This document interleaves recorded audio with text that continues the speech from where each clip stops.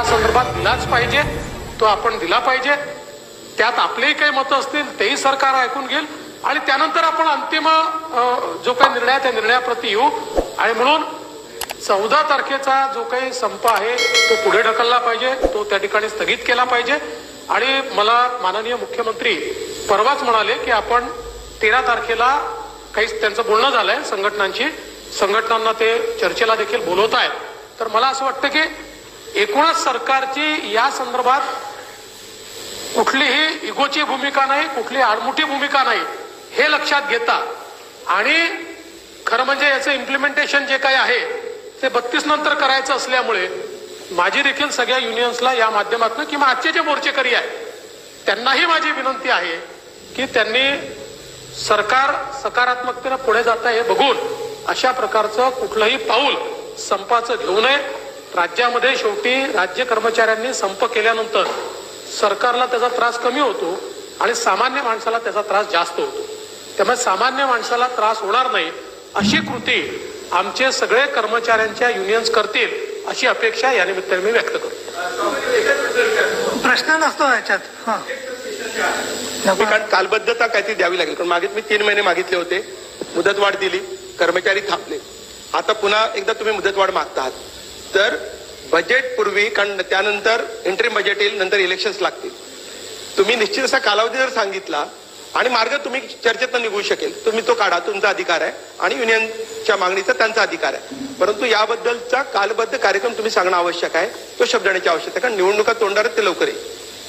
सभापती महोदय, आता राज्याचे उपमुख्यमंत्री महोदयांनी स्पष्ट भूमिका मांडली, परंतु मला सभागृहाला एक गोष्ट सभागृहाच्या माध्यमातून महाराष्ट्रातल्या तमाम जनतेला आणि विशेषतः सगळे जे आमचे कर्मचारी अधिकारी यांना सांगायची, कारण मागे माझ्याकडनं पण ह्याच्याबद्दल एक वेगळं मत व्यक्त केलेलं होतं आणि ते क्लिप फिरवण्यात आली. त्याच पद्धतीनं देवेंद्रजींच्या बाबतीमध्ये देखील घडलं. सभापती महोदया, एकनाथराव शिंदेच्या नेतृत्वाखाली आम्ही दोघंही जण बाकीचे सगळेजण ह्या सरकारमध्ये काम करतो. आता तर स्वतः उपमुख्यमंत्री महोदयांनी काय साधारण चर्चा झाली ते सांगितलेलं आहे. माझी सन्माननीय कपिल पाटील आपल्या सगळ्यांना विनंती आहे की या संदर्भामध्ये 3 कमिटी केली होती, सुबोध कुमार, सुधीर श्रीवास्तव आणि बक्षी. त्यांनी त्यांचा अहवाल दिलेला आहे. आम्ही आता सगळे हे महायुतीचं सरकार ह्या बाबतीमध्ये सकारात्मक आहे. मधल्या काळामध्ये आमच्या कानावर असं आलं की केंद्र सरकार पण ह्याच्याबद्दल थोडासा वेगळा विचार करतंय.